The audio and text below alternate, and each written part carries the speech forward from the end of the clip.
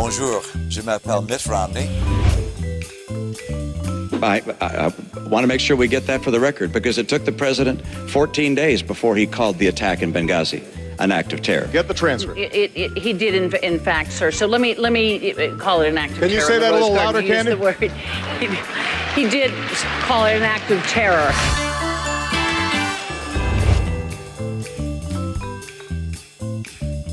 In the short time you've been here in London, do they look ready to your experienced eye? There are a few things that were disconcerting. The Telegraph fired off this commentary. Mitt Romney is perhaps the only politician who could start a trip that was supposed to be a charm offensive by being utterly devoid of charm and mildly offensive.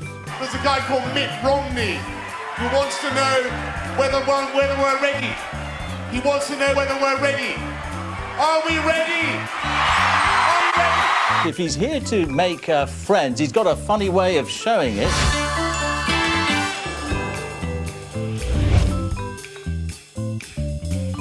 Would you need to go to Congress to get authorization to take military action against Iran's nuclear facilities?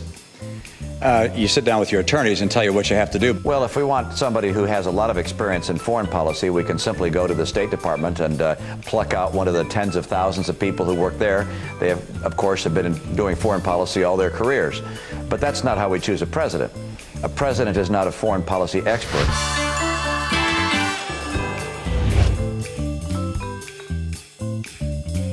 What really struck me about this speech is how much he sounds like former President Bush. And I guess it's not surprising. His national security team is made up of a lot of Bush advisors.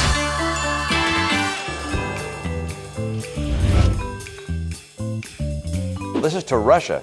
This is, without question, our number one geopolitical foe. Governor Romney not too long ago said, you know, the Russian Federation is our number one geostrategic threat. Well, come on, think.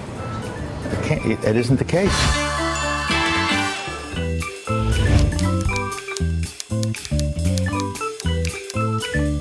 Essentially everything he touches on foreign policy he manages to break. Mitt Romney as the foreign relations fumbler. Domestic policy, you talk about stuff you don't know anything about.